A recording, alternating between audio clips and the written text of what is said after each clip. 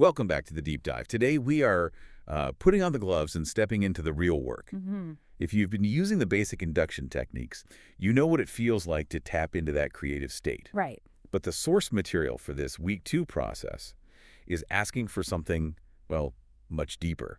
It's a surgical, intentional effort to prune away the very foundation of your current identity. The habit of being yourself. Exactly. Our mission today is to quickly and thoroughly unpack the 4 core steps for this transformation. We're talking about moving past the predetermined automatic programs, The hardwiring. and the memorized emotions that have chemically conditioned your body and mind. This deep dive is all about understanding how to successfully hijack your own operating system. That's the perfect frame for it. The induction technique we've covered, that's really just step 1. It gets you into the right brainwave state. The entry point. The entry point. But week 2 introduces 3 profoundly critical layers on top of that. You start with recognizing the old patterns. Then comes this vulnerable combination of admitting and declaring that truth. And finally, the ultimate act of release. Surrendering the limitation to a greater consciousness. So it's all sequence. It's a sequence designed to shift your awareness from being the old self, the one defined by its problems, to becoming the objective observer who is free from them. Okay, let's unpack this. We are starting with step 2. Yeah. Recognizing.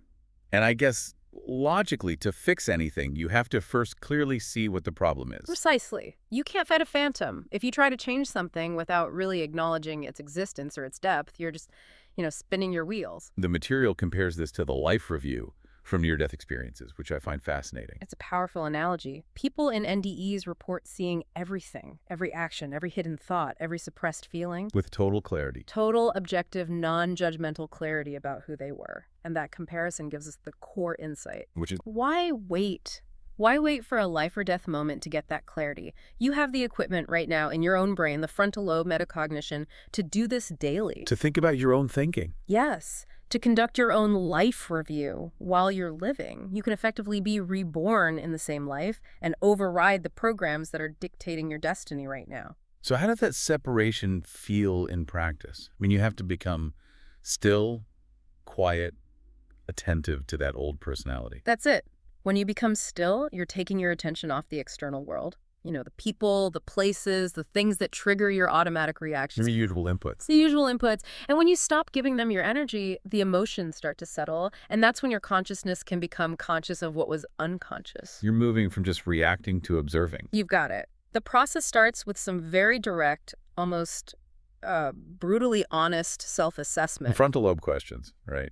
Yes, you have to challenge your own subjective reality.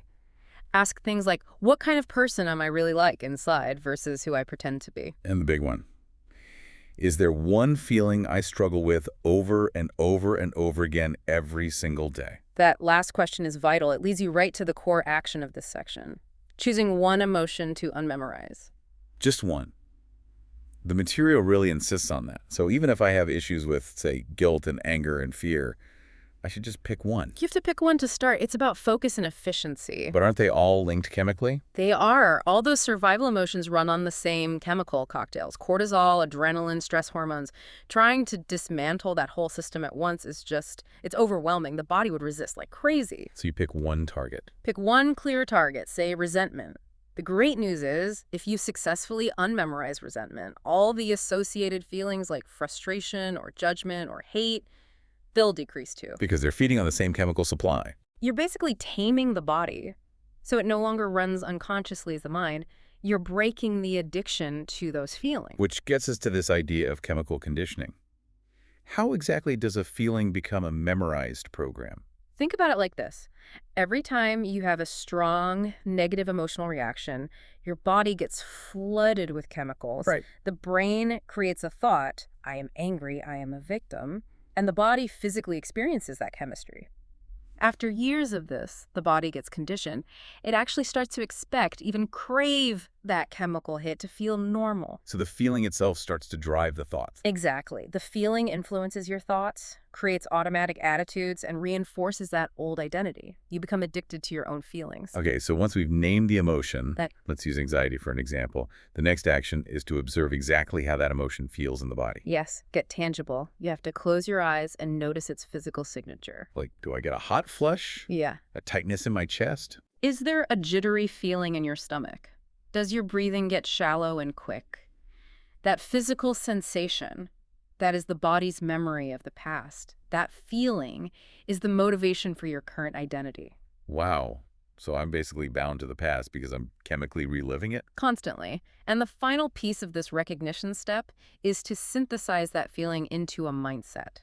You have to define the state of mind associated with the emotion. How do I think when I feel this way? That's the question, because that defines the neural habit. An attitude is just a repetitive cycle of thinking and feeling.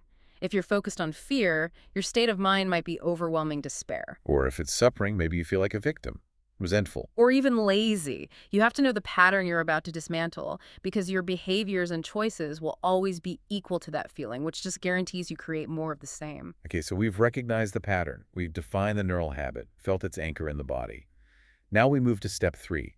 This feels like the most vulnerable part, admitting and declaring. It is vulnerable, because this step involves leaving the world of the senses and connecting to something deeper, a different kind of power. Admitting is the internal part, right? It is. It's an internal, humble step. It's about developing a relationship with what the material called universal consciousness, or innate intelligence, the quantum mind. Those are big terms. How should someone listening conceptualize this greater power? Is it literal?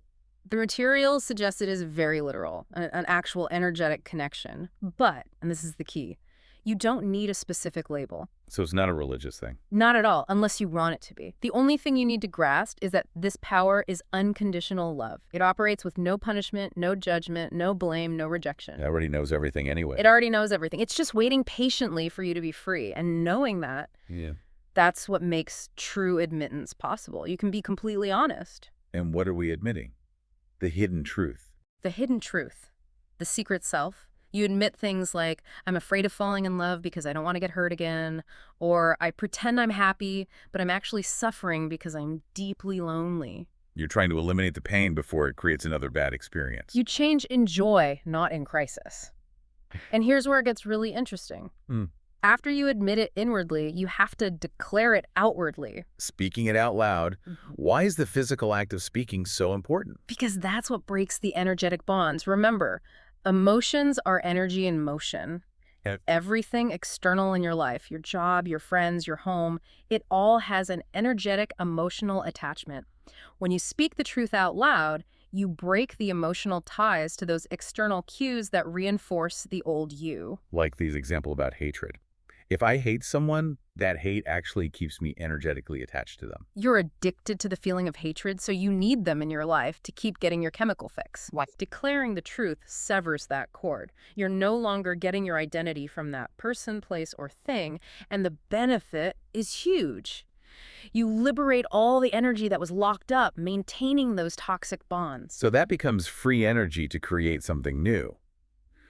But I have to imagine the ego fights back hard on this one. Oh, it does. The ego doesn't want to lose control, and the body fears losing its chemical addiction. You might feel a sudden rush of anxiety or a voice in your head saying, "This is silly, stop talking to yourself." What do you do then? You acknowledge it and you push through.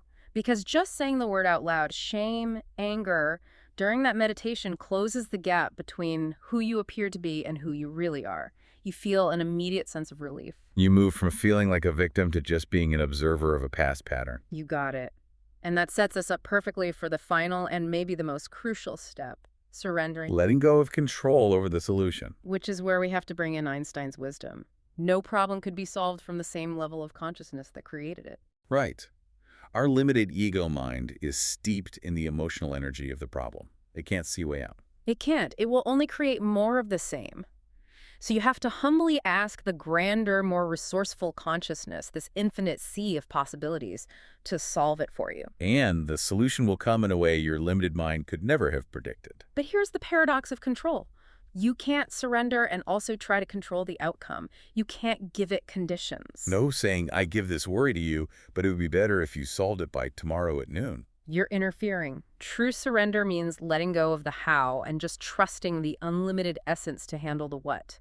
It requires sincerity, humility, trust, passion. Your free will becomes thy will be done. And when that happens, the side effects are. The profound, elevated states: inspiration, joy, love, freedom, awe, gratitude. This whole mechanism, it's really explained well by the placebo effect. It's a perfect analogy. When subjects in a trial truly believe the sugar pill is medicine, their subconscious mind, which is connected to that universal intelligence, literally changes their internal chemistry. Their belief organizes the outcome. Exactly. The quantum mind is a great mirror. It reflects back what you accept and believe as true. If you surrender your problem and then immediately start worrying about it, you're sending a signal that you don't actually believe it was handled. You're undoing the work. The communication has to be confident. Practical surrender statements should affirm trust. Something like, universal mind within me, I give you my worries, my anxieties, I give them to you. I trust that you have the mind to resolve them much better than I ever could. That shifts the burden. And then you have to mentally complete the action right. Visualize handing it over. Opening a door, putting it in a box, watching it dissolve in light. The intention is what matters. Okay. And the final act of this whole process is absolutely paramount. Give thanks ahead of the manifestation. Thankfulness is the supreme state of receivership.